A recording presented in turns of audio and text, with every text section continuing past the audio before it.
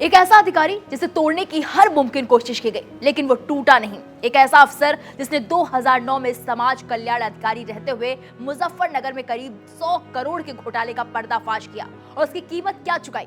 7 गोलियां, एक आंख की रोशनी और जिंदगी भर का दर्द। लेकिन हिम्मत देखिए, ना डर ना समझौता, उनका हौसला डगमगाया नहीं।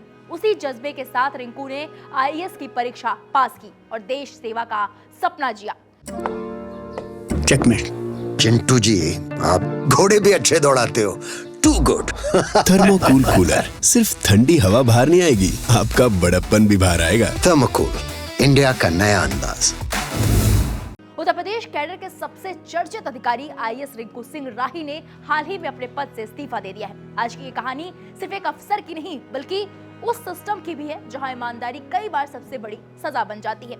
ऐसा हम नहीं कह रहे, ऐसा रिंकू सिंह के पिता की दर्द भरी दास्तां खुद बयां कर रही है। यूपी कैडर के 2024 बैच के आईएएस अधिकारी रिंकू सिंह राही ने अपने पद से इस्तीफा दिया और उसके पीछे की वजह सिर्फ एक लाइन में सिमटी है, काम नहीं दिया गया। लेकिन इस कहानी में सबसे ज्यादा दिल तोड़ने वाली आवाज है एक पिता की, एक ऐसे पिता की जो अपने बेटे की ईमानदारी पर गर्व भी करता है और उसी ईमानदारी के लिए सिस्टम से न्याय भी मांग रहा है। ये तस्वीरें सिर्फ एक अफसर की नहीं है, ये उस संघर्ष की है जो गोलियों से भी नहीं टूटा लेकिन सिस्टम की चुप्पी से टूट गया। अब वही अफसर कह रहा है कि उसे काम नहीं दिया गया, उसे सिस्टम में साइडलाइन कर दिया गया। रिंकू अपने इस्तीफे में लिखते हैं कि संवैधानिक व्यवस्था के समानांतर एक अलग सिस्टम चल रहा है जहां ईमानदारी की जगह नहीं है। एसडीएम रहते हुए कार्रवाई के बाद एक वीडियो वायरल हुआ और फिर पोस्टिंग की जगह मिला अटैचमेंट। वेतन मिलता रहा लेकिन जनसेवा का मौका नहीं मिला और आखिरकार एक ईमानदार अफसर ने खामोशी से इस्तीफा दे दिया। अब सुनिए उस पिता की आवाज जो अपने बेटे पर गर्व भी करता है और सिस्टम से सवाल भी पूछता है। तो उसको काम नहीं दे रहे हैं, बता रहे हैं, वो कह रहे थे काम नहीं दे रहे हैं। वो देशभक्त का आदमी है, ईमानदार आदमी है, मेहनती आदमी है। जिस किसी आदमी को मेहनत करने की टाइम नहीं देते हैं।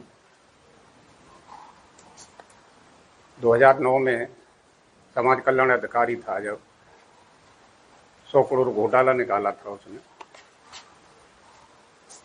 मुजफ्फरनगर में, उसकी एक आंख चली गई, जबड़ा चला गया और फिर भी हिम्मत नहीं हारी। 2023 में आईएएस निकाली उसने। मेहनत देखिए, मेहनत, ईमानदारी और जज्बा तो है ही है उसमें।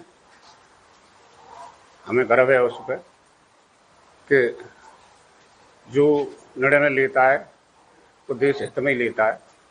पिता सौदान सिंह राही की ये अपील सीधे देश के राष्ट्रपति तक पहुंची है। वो कहते हैं ना, अगर ईमानदारी को ही ठुकराया जाएगा तो देश में ईमानदार बचेंगे कैसे?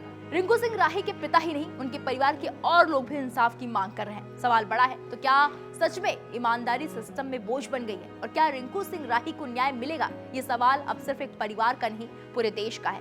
इस पूरे मामले पर आपकी क्या राय है? हमें कमेंट बॉक्स में जाकर जरूर बताइएगा।